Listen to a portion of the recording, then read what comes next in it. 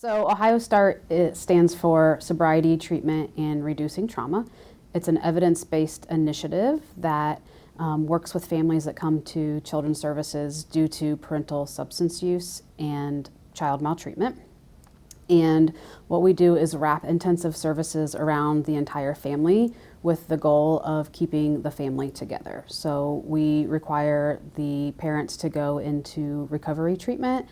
We screen all family members for trauma so that we can address any trauma that the parents and or kids may have. We pair them with a caseworker that has a dedicated START caseload and a person that we call a family peer mentor, which is someone that has lived experience in both long-term recovery from a substance use disorder and Children's Services themselves. So ideally, we would love for this family peer mentor to be a parent that had a case open with Children's Services due to their parental substance use.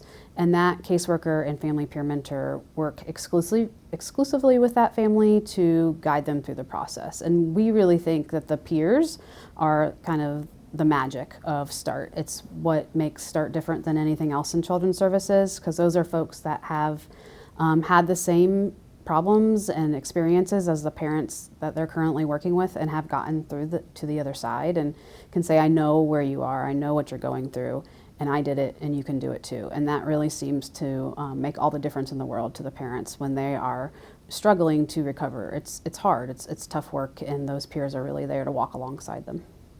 Absolutely. I didn't know about that peer system. So I was doing a lot of looking at our pre-interview, so a lot of that's going to be similar. But before we kind of go into the substance use and Ohio START itself, could you tell us how you got your start and why you are working in foster care system? Sure. So I got my undergrad degree at Xavier University. I actually got my undergrad degree in marketing. But my junior year in college, I started working at a law firm in downtown Cincinnati, and I realized that I really liked law, and so I decided that I wanted to go to law school after I graduated from college. I also always have liked kids and wanted to work in some area with kids. Originally maybe thought I was going to be a teacher, but realized I didn't have the patience for that. So when I was exploring what I wanted to do in law, I kind of fell into the field of adoption law. Was really interested in doing adoption law because it felt like it was the one positive time that people are interacting with the court system. So I went to law school thinking that I was going to become an adoption lawyer. That was my goal. I went to Capital University Law School here in Columbus because they had a child and family concentration that you can get, and I started interning my first year of law school at the National Center for Adoption Law and Policy, which was a nonprofit that worked on adoption laws and policies, but also foster care laws and policy in Ohio, but also nationwide. And I just really fell in love with the work. So I worked there for 10 plus years. I started out as an intern, and when I left, I was the associate director. I did a lot of work on, again, laws and policies here in Ohio. I also was the director of a clinic that provided free legal services to foster youth who had emancipated from foster care and were experiencing issues with living on their own. So things like landlord-tenant issues, identity theft, those type of things that prevent someone from being able to live on their own. And I just really loved the work. I really love the kids that I got to work with in that work, and really felt like there is work to be done in this space that can help improve the lives of kids and families. So that's how I ended up here, because I heard about START. They were just launching the START initiative and really loved the idea of an initiative that works to keep kids with their parents. Definitely. There's definitely an industry where it's all about love and your commitment for like children itself and younger people. We'll be sure to get into that a little bit later, but I'm going to kind of pivot back towards Ohio START. So when we were doing our research, we found that neglect is the main reason why children enter the foster care system, but your company does deal more with substance use and abuse, I guess you could say. What do these situations look like? Like, what have you seen? How do you spot them? And how do you approach taking care of this child while also making sure that we're mentoring those parents to where we can rejoin them in the end? So I would say every case looks different, but we typically will get reports that come into Children's Services that may look like something else is going on. So it may come in as a neglect report. It may come in that the kids aren't coming to school, or maybe the house doesn't have food, or the child was found wandering down the street. And when we dig a little bit deeper into that family, we find out that it's not necessarily neglect. It is neglect, but it's neglect because of parental substance use. And so at that point, that's when we can flag those cases for start and think about how can we help this family and intervene. When we're intervening with families, of course, child safety is the number one thing that we're always looking at. So we always want to keep the family together if it's safe to do so. So we encourage our teams to be really creative about how they can think about keeping the family together. So of course, if mom and dad are still choosing to use substances, that might not be a safe situation. It's probably not a safe situation for the kiddos to be in, right? But can we bring grandma into the house, and can grandma come live in the house so that there is a sober and safe caregiver? What can we do to put parameters and safety guards around that family to keep the family together while mom and dad are seeking recovery? Now, if mom and dad decide that they're going to continue use and they're not going to seek recovery services, that may be a situation where the kids just can't be in the home. That's not safe. And we would never leave a kid in a home when there's a question of safety. But we really do try to think outside the box, creatively, about how we can put parameters in place to keep the kids safe while mom and dad are seeking recovery. Yeah, so you mentioned now, and even in your pre-interview, kinship families. Mm-hmm. We think it's like the most important, the children's mental health, both short-term and long-term. How important is it that we pair these children with their kinship families versus finding a foster care family? Like, how important is it to make this child feel like they're still loved and cared for? That's a great question. So we 100% believe in using kin when and if at all possible. Study after study has shown that kids do best first when they can stay with their primary caregivers, their parents. But if that's not possible, the second best option is always for them to be with kin.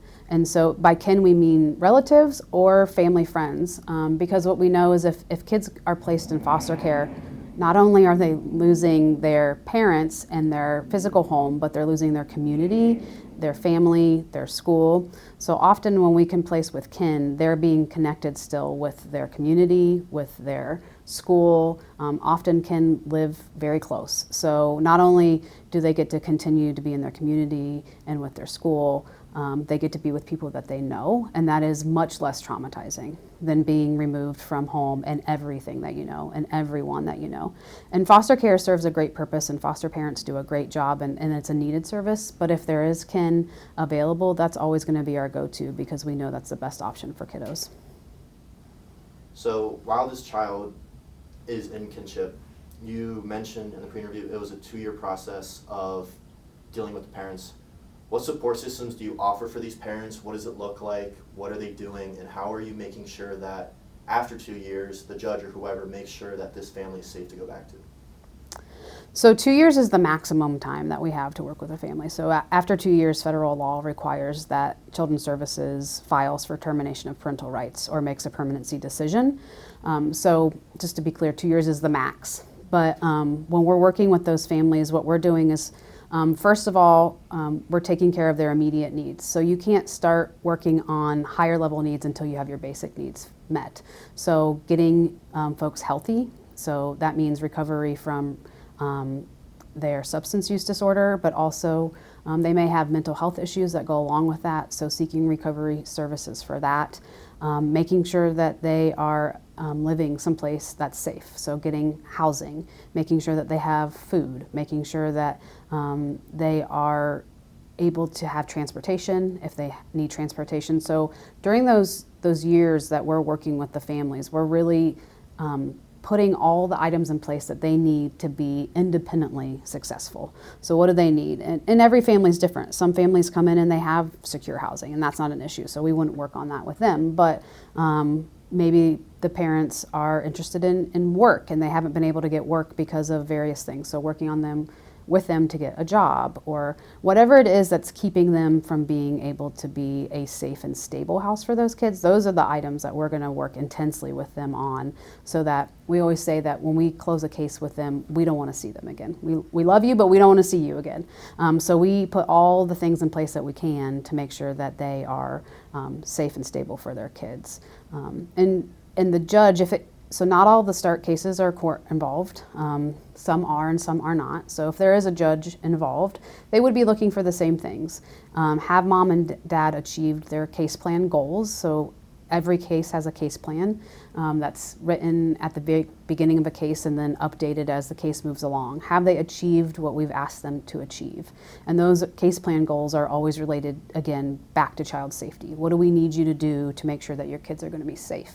And once they've achieved those case goal plans, then the judge is going to feel okay with closing the case and having the kids back with their parents. If the parents can't achieve those case plan goals after 2 years for various reasons, then that's when the agency and the judge would work together to come up with a plan for the kids. Are they going to live permanently with their kin? Are they going to be placed into permanent foster care, which would then lead to adoption? What are we going to do next for those kiddos? So those are the things that we're always looking at.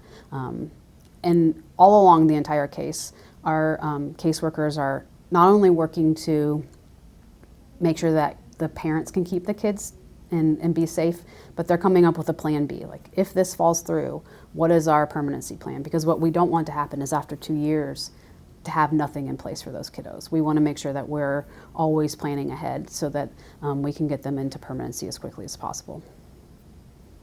Definitely. We did meet with Bridges yesterday, so we did hear a little bit about the over 18 scene in foster care. But I do think it's very misunderstood. Like, people think they're just sent out to the street and kicked out. And obviously that's not the case. Can you address that misconception and how you see these children have support after 18 and what you do to make sure that it's not the end of the road for them, that there is still hope for them? Yeah, so I think it's a little bit of both. I think that kids, when they emancipate from foster care, they have the choice of whether they want to participate in Bridges, and Bridges is only available for some of our kids. It's not available for all of them. So there are some kids that will at 18 go out on their own and be on their own. So that misconception, that myth that you hear is based in reality. We've gotten a lot better. We've done a whole heck of a lot, and Bridges is a fantastic program that's available for our kids after 18 that's providing great supports that allows kids to continue to get support when they seek a college degree or they're working, helps them monetarily, helps them get set up with apartments. We've done a lot of work in that space, and by we, I mean Children's Services and Child Welfare throughout the nation, to try to make the outcomes for our foster kids that emancipate better, because what we know is that the studies have found that those kids that emancipate from foster care have not great outcomes. They're at high risk for a lot of the stuff that we don't want to see people get into: homelessness, substance use disorder, mental health issues, teen pregnancy, all of those things that set folks back. So Bridges is a fantastic program that's really working to make that better for kids as they leave foster care. Gotcha. Thank you. So our documentary, while on foster care, we're keeping it specifically to Ohio, just because it's easier for us and we can tell more like a specific story. How is Ohio unique to other states when it comes to foster care? As I mentioned, we're the 6th leading state with the most children in foster care. Are there certain programs we have that other states don't, or certain initiatives we've been taking? And how do you see Ohio's approach to foster care differing for the better or worse? So I think Ohio's often seen as a leader in child welfare. We are doing a lot of unique and new initiatives here in Ohio. We're always one of, I think, the states that's willing to try new things and see what will work for our kids and families. So initiatives like Ohio Start, like Bridges. We have a huge KIN program called Connect Ohio. That's an Ohio CAN. I don't know if you've heard of that, but that's very much a whole program that's focused on supporting kinship. So I think that makes Ohio unique. We're always trying things and seeing what's going to work best. one of the things that's unique about Ohio in the way that we're set up is that we are state supervised but county administered. So we have 88 counties, and that means we have 88 children's services agencies in each county in Ohio, and every county does things a little bit different, and that's very different. I can't remember off the top of my head, but it's less than 10 states that are county administered. So we are in the minority in that, and so I think that is something that makes us unique, but allows our local communities to build their children's services services and the way that they serve their families differently in a way that allows them to meet the needs of their local communities. So I think that's a positive here in Ohio.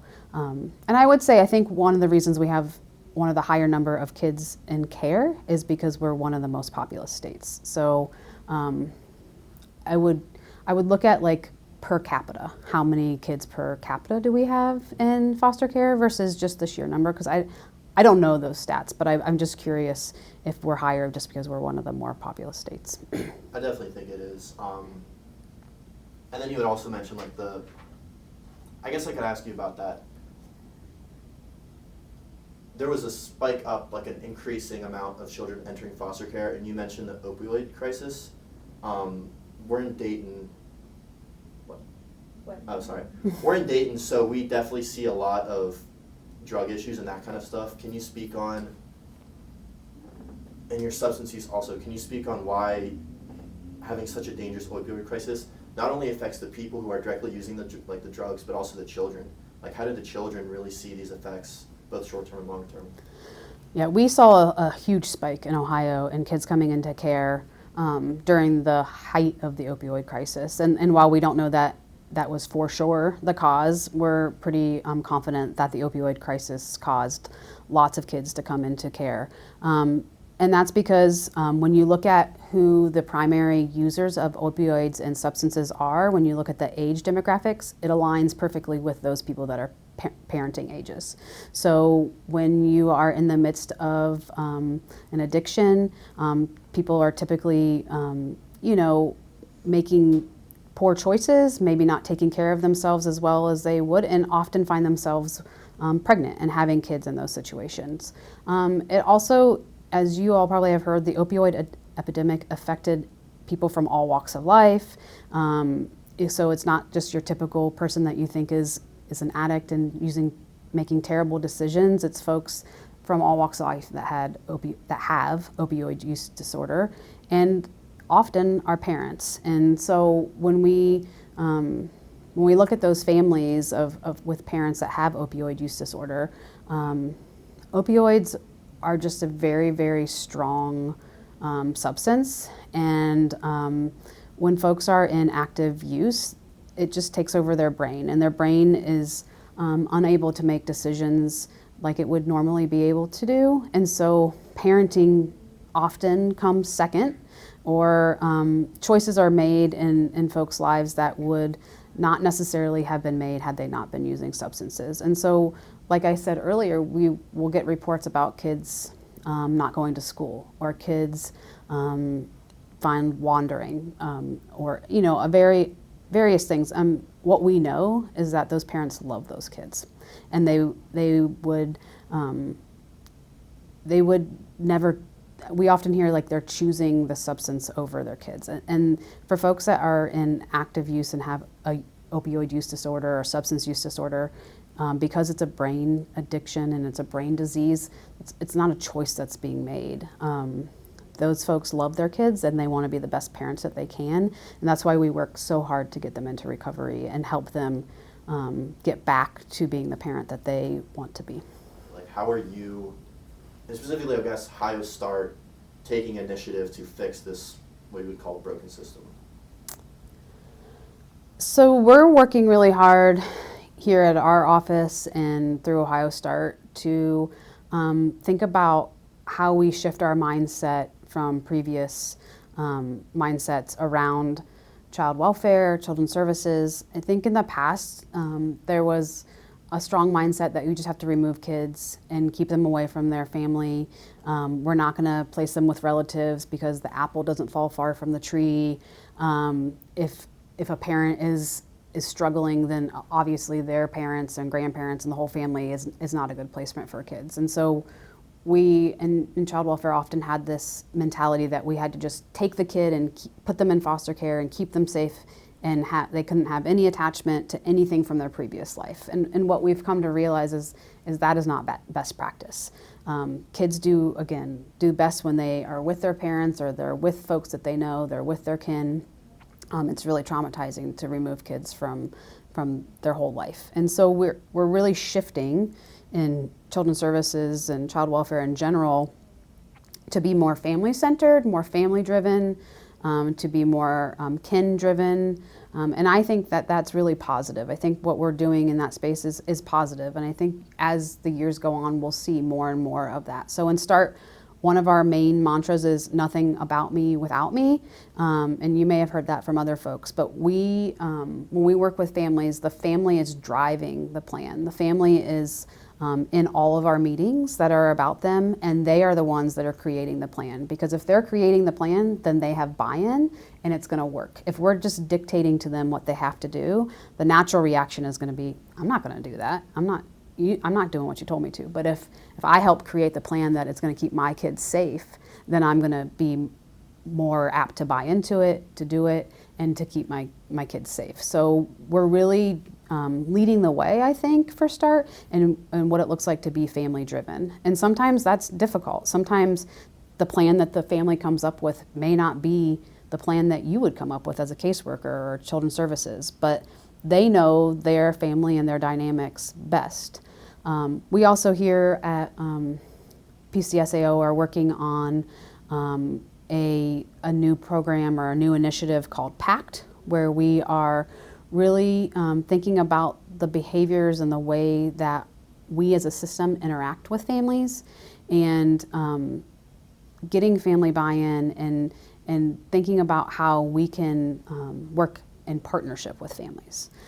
So instead of thinking about us being something that we do to families, that we intervene and we save the kids, it's really about how can we assist you in what you need, and so that you are in a better space when you leave. So those are the things that we're doing, and I think if we can continue to think about family first, and what do the kids need and what does the family need, and how can we assist you rather than tell you what you have to do, and keep like bio families and families separate from foster care, and this notion that nobody can talk. We're really in Ohio thinking about ways that foster parents and biological parents can connect and can work together, so that foster parents can really be like a mentor to the kids' parents when they're going through this tough time, and show them how do you parent sober, how do you put the kids to bed, and really be a safe space for those parents, instead of acting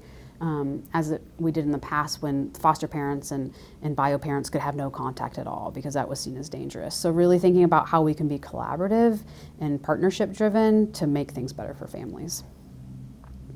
Gotcha.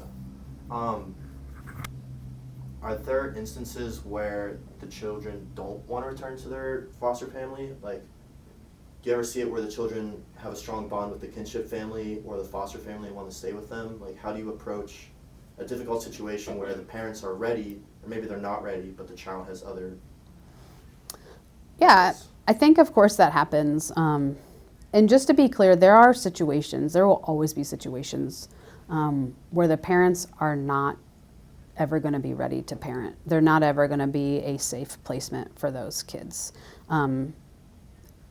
People, it can happen in a variety of ways, but there will always be those situations where the kids are going to be better off long term if they do not live with their parents full time. In those situations, what we would work to do, if the kid and the children's services worker all agree, like, this is not, going back to mom and dad is not safe. What you do in those situations is you do the best you can to think about how can we ensure that that child still has a connection to their parents, and can still be involved with their parents, but maybe not live with them. So again, if we're thinking about a kinship situation, if the kids are living with grandma and mom and dad just aren't going to be able to pull through and be a safe placement, then we work with grandma to think about how she can keep a connection with mom and dad that's safe for the kids and safe for her. And again, there will be situations where maybe that's not possible, but we hope that maybe in the future they would be open to it if mom and dad do come around and can be a safe and supportive help for them. Absolutely. Thank you. I'm going to try to pivot a little bit towards legislation because that is definitely a thing that we want to hit on. And honestly, a lot of us don't really understand because you mentioned there's 88 different organizations throughout Ohio, but obviously those legislations have to follow certain rules and laws. And obviously if they want to receive funding or make a change, 10 different people have to vote off on it. So I guess how much of the foster care system itself is controlled by legislation, whether it's funding, laws, expansion, like how much of it is out of these organizations' control? I don't know like percentage wise, but I would say child welfare and children's services is probably one of the most regulated systems that we have. When you look at the amount of like rules in the Ohio Administrative Code that child welfare has, it's huge in comparison to other areas that you would think about child support. I don't know, name an area. Children's Services has a lot more rules. And we also have state laws and federal laws that guide the way that we do our work. So there, most of the things that Children's Services does are driven by mandates and things that they have to meet. Documentation that they have to put into the statewide data system, deadlines that they have to meet, visitations that they have to do. It really hamstrings the work that has to be done. One of our agencies did a poll and they found that it was something over 70% of caseworkers' time is spent doing documentation. And when you think about caseworkers and why they went into being caseworkers, why they went into this arena, it wasn't so that they could sit at a computer and document. It's because they want to work with families and kids. So while there are 88 different ways of doing things, what I mean by that is 88 different ways of interpreting the regulations and the requirements. So there's like the little bit of wiggle room about how do we interpret what we're going to do here. So things do look different, but there are a ton of underlying parameters that don't allow for some flexibility. Lamps back on. So yeah, it just definitely seems to be heavily regulated. And then you said 70% is spent at a desk. We've definitely talked to people and just in our research have shown that caseworkers are overwhelmed. There's not enough of them. They haven't received enough funding. And most of the time they have too many people to deal with. If there has been legislation introduced, because we did talk about how there have been certain bills, whether it's to increase funding of foster parents receiving money whenever they take someone on or just other general funding and bills, why is it so difficult for something that you would think is so easy to come together on, helping these children out and protecting them? Why is it so difficult for bills to be passed? Why is there so much bickering and back and forth, and why are bills just forgotten and left in the dust? Well, Ellis, if we could figure that out, we'd be millionaires. I don't know. I'll have a real answer. I would say, first of all, I think Children's Services caseworkers have the hardest job in the entire world. We ask them to do a really, really tough job, and they are often underpaid and have way too many clients. They are doing the hardest work, and they are trying to keep kids safe as best they can, and no matter what they do, people aren't happy with them.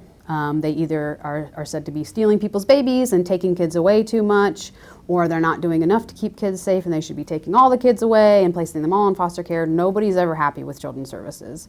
And I think that might be part of why funding is an issue, because everybody thinks that Children's Services should be doing a better job in one way or another, whatever that looks like. I also think that Children's Services is just a touchy topic with people. Even though I think everybody wants to keep kids safe, and everybody agrees that kids should be looked after, I think there's a lot of disagreement about what that should look like. Again, Should kids be removed more often? Should kids stay at home more often? How much should the government be intervening with families? How much more should they be intervening with families? There's a lot of values and things that come into play. So if you believe that substance use disorder is a moral issue and parents just aren't trying hard enough, or people that have substance use disorder are less than other folks, then you're going to be of the belief that anybody that has a child and they have a substance use disorder should have their kid taken away. And so I think that a lot of the back and forth comes down to whether you believe parents should be able to keep their kids or not. So there's a lot of just differing values around the legislation. And as we see in all legislation, I think right now, in all politics, there just seems to be hard lines that are drawn. And whatever side you're on, people tend to stick to that, regardless of maybe what is in the best interest of families. So we have had some success in getting some things done in Ohio, I think more than other states, but it is difficult to move things forward. How often is it people putting themselves above others and kind of lacking that empathy, I guess you could say? That's a good question. I don't know that we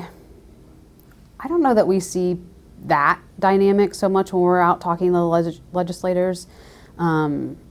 It's more a lack of knowledge about the system.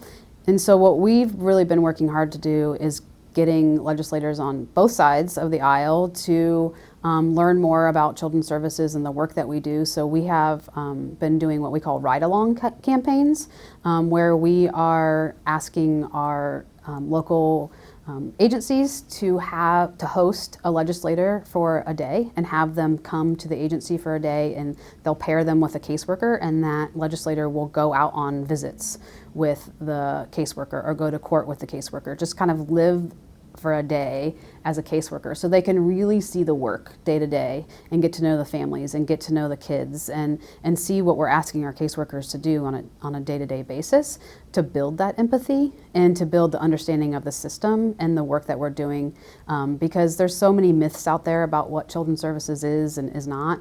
We found the best way to get folks to be our champions is to see the work we're doing and see the importance.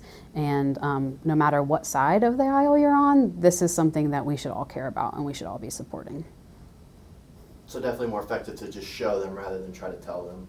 Absolutely. I mean, we always, of course, are armed with data and stories. I think stories go a lot further than just the data, but the most positive we've seen is from the legislators actually going to the agencies and seeing the work that folks are doing.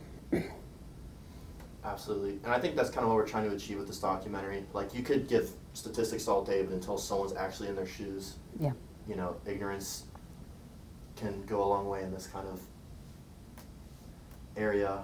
Anyone have any questions that I might be missing? Not really. So far, so good? Okay. Yeah, I have one, but we can grab that. It's just talking about, like, what is it, alternate plan living situations, and I researched that, like, a self-sufficiency skills. I don't know how to word that in a question, but have you ever dealt with a foster kid who had to arrange an alternate plan, like, living situation? Or, like, they don't want to be adopted? Oh, PPLA? Yeah, that's what it was. A permanent planned That's what it was. I forget. living arrangement? Yeah. Mm-hmm. So we do have that in Ohio. It's PPLA. It's for those kids that typically it's older kids who are in foster care and have said that they don't want to be adopted. They may not have kinship or someone that's that they want to take guardianship of them. It is an option here in Ohio. We believe it's not a great option. It's basically saying that this kid's going to be in permanent foster care, and we aren't going to work towards any form of permanency for them, and they will emancipate from foster care, which, as we said before, we know that those kids tend to not have great outcomes. So we really believe that those should be used in very limited situations. Now, we have seen it in situations where maybe the child has a great foster home, or a great kinship placement, but mom and dad are still in their lives. So I've seen it before where mom and dad have DD issues, so they have severe limited cognition, or they're never going to be able to raise the child, but they are still connected with the child and have a good relationship with the child, and the foster parent or kinship parent supports that. And in that situation, the child doesn't want to be adopted, doesn't want to have guardianship, because they still want to be connected to their parents. They don't want to terminate that relationship permanently.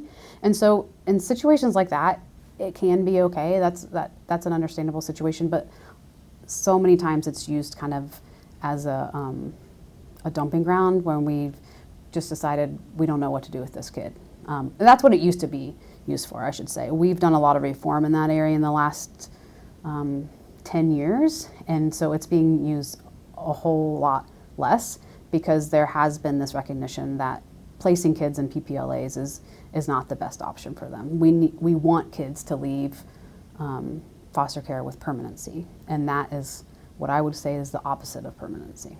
I have a question. So long story short, somebody in my family is a teacher, an elementary school teacher, and she had this experience where one of her kids wasn't showing up to school very often, would come to school and would have like bruises on her and stuff. So they contacted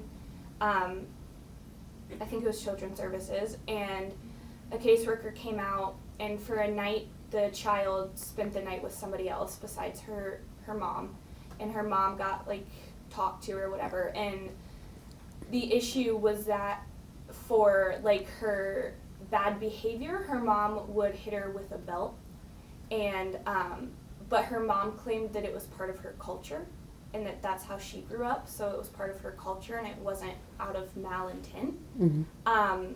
And they also noticed that like the child didn't have like a real bed to sleep in, and so she spent a night away, and then the next day she got given back to her mother, and nothing else has been done with it. Where do you think, like, is that, I guess I don't know how to phrase that, but like with claiming culture, or like that's just how I parent, like how does that ever get tricky with Children's Services and the caseworkers and all that kind of stuff? Because I feel like there is like a fine line there.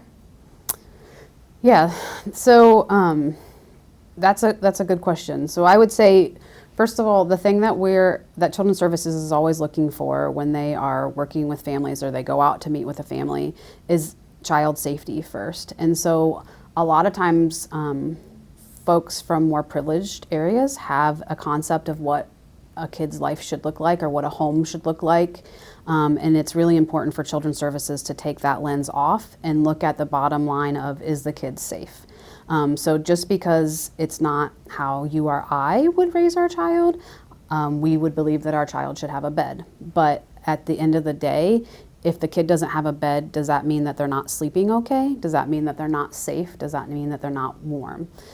So a lot of what Children's Services is doing is trying to analyze things on a neutral basis and really look at whether the kids are safe. Now things like, hitting your children, causing bruises, physical, what we would typically think of as physical abuse, that's a little bit tougher, because even if you say that's part of your culture, obviously if you're leaving bruises on your kids, that can be seen as harming them. What we would hope would happen was there would be services that were put around that family to maybe parenting classes or ways to work with that family to talk about, this may be how things have been done in the past, but it looks like you are really hurting your child. Now that might not be something that would require removing a child, because again, what we know is removing kids is traumatic. And what we want to do is put everything in place to be able to keep that kid in the home and keep them safe. So we would put services around that family, hopefully, to support them and help them to see that there are different ways of parenting that would perhaps be better for the family and the kid. I'm just going to pivot back to just legislation real quick, just because I kind of asked you about Ohio Start's initiative moving forward and kind of like how you see the oncoming years. What changes do you see like upcoming on both a local and national level? Do you see it getting better legislation-wise? Do you see people coming in with fresh ideas and wanting to make a change, or has it kind of just been standstill and just politics being politics? Like, do you see it moving in the right direction? I would say for the last 6 years that we have had Governor DeWine in place here in Ohio, we've seen really positive movement in the substance use disorder space. And Recovery Ohio and the work with addiction and substance use here in Ohio has been really positive. There's been a recognition over the last 6 years that substance use, again, is a brain disorder, that we as a society need to work together on it. We need to increase recovery services. We need to increase services for families. There's been a lot of positive legislation and programs that have been built under the DeWine administration. So. And including Ohio Start.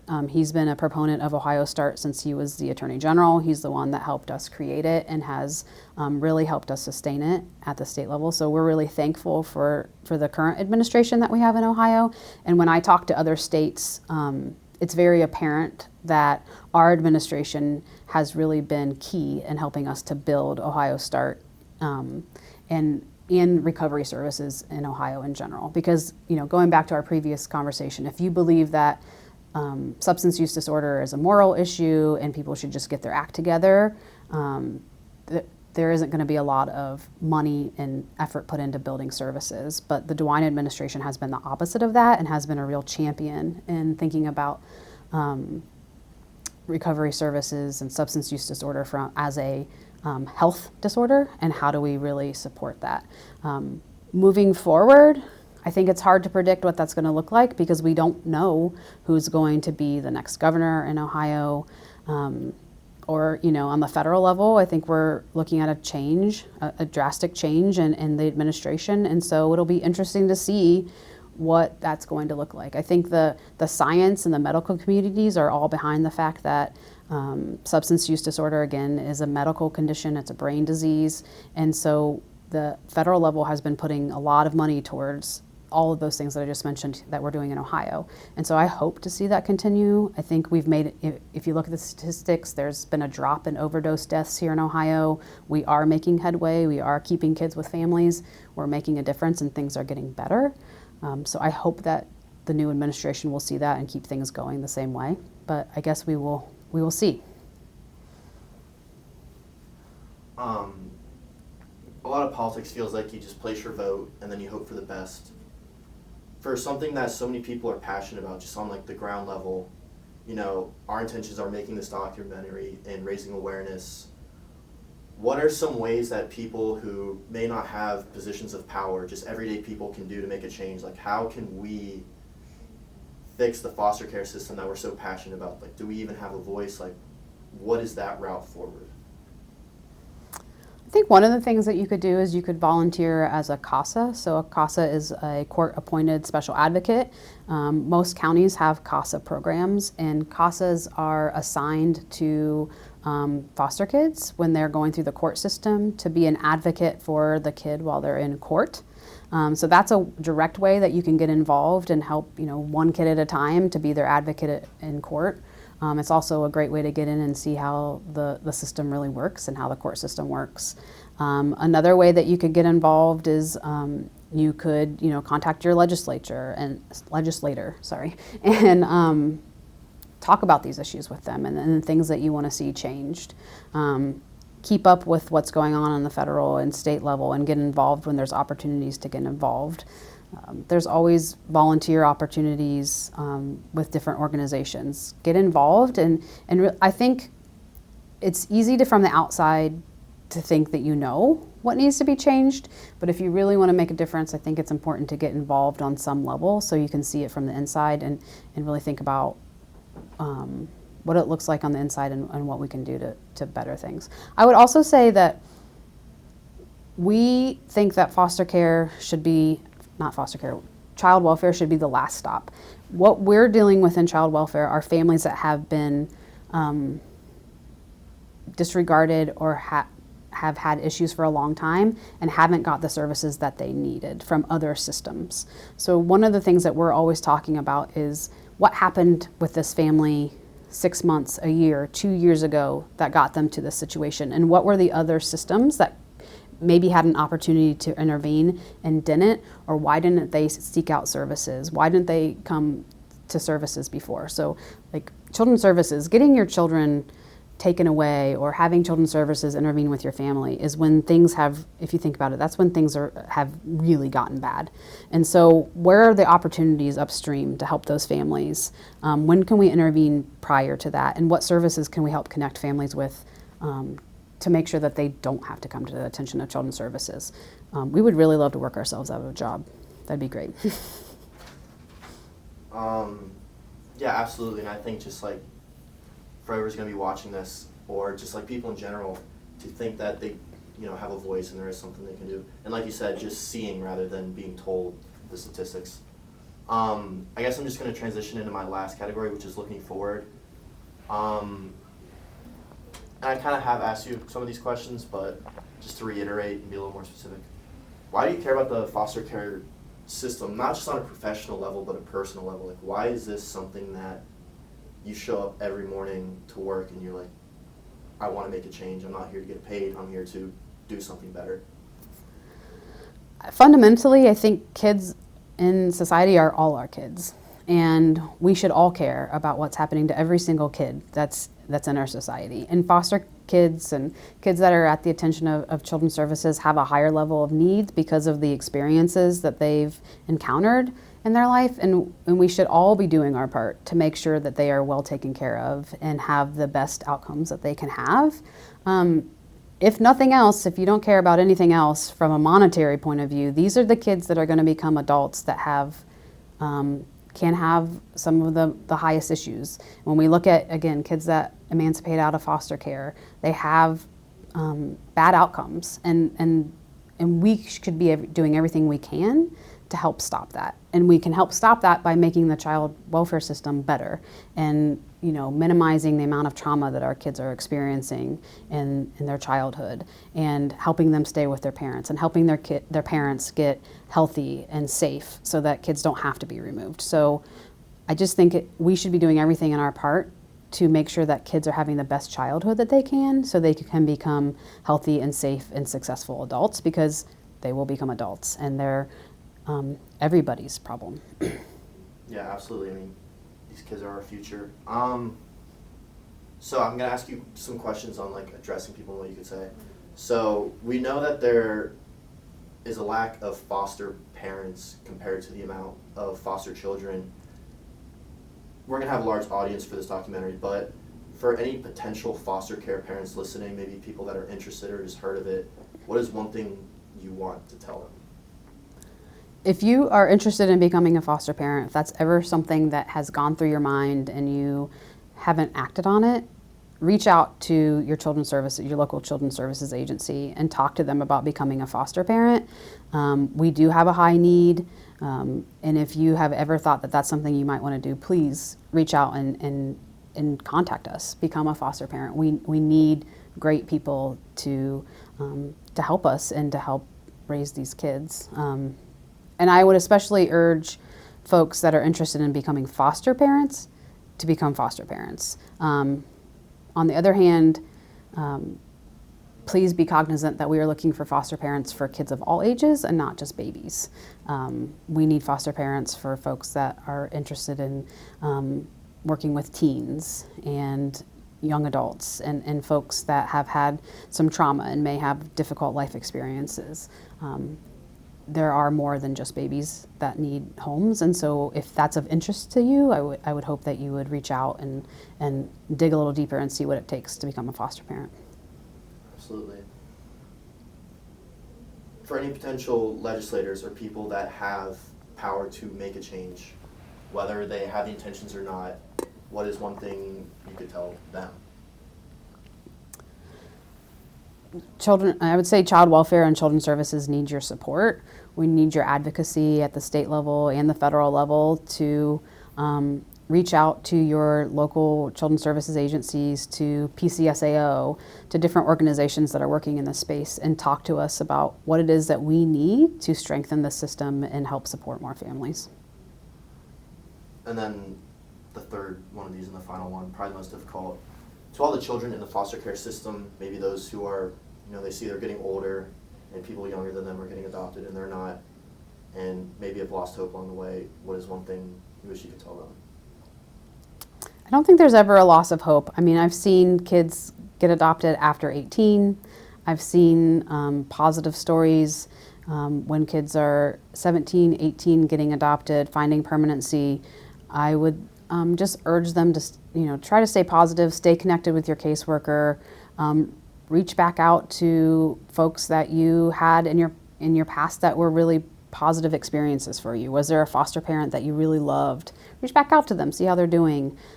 Even if you don't get formally adopted or have a guardianship or something legal that's permanent, work with your caseworker to form a group of folks that can be your people moving forward, your family.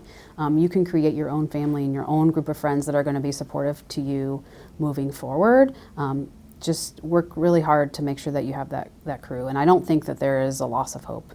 We've seen so many foster kids who have emancipated on their own and have become really positive, great people in society and contributing great things to our society and becoming the next generation of advocates. Absolutely. You have any questions, any of you? Yeah, I have a hard question. Oh, geez.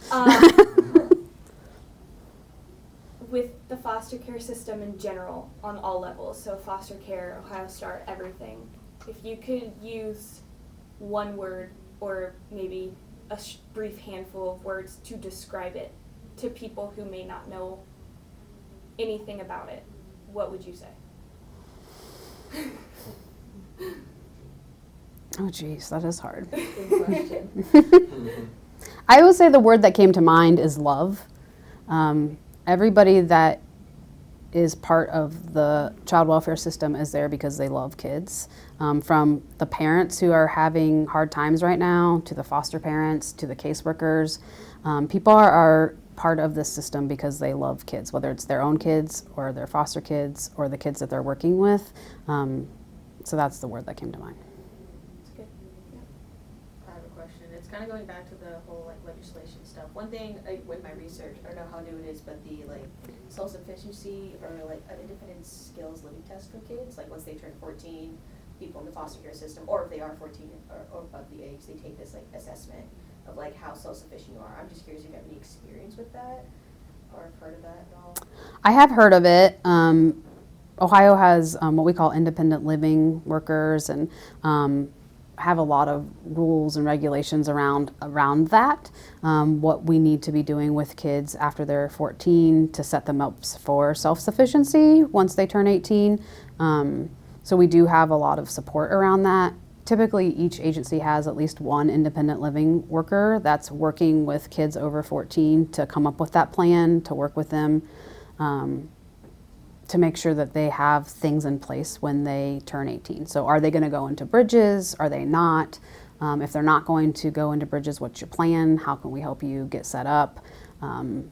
It's really important because that goes back to what we had found in the past, that kids were just leaving foster care with nothing, hey, you turned 18, goodbye, without any planning, without any money, without anything. So the system has worked really hard in the last 10 years to try to put things in place as much as you can with teens who are resistant. And, I don't typically know what I'm doing 6 months from now. So to ask a 14-year-old, what's your plan when you turn 18? My son's 14 right now, and if I asked him that, he would laugh at me. Mm-hmm. So, you do the best you can, right? Thank you. One more question, and this is another fastball.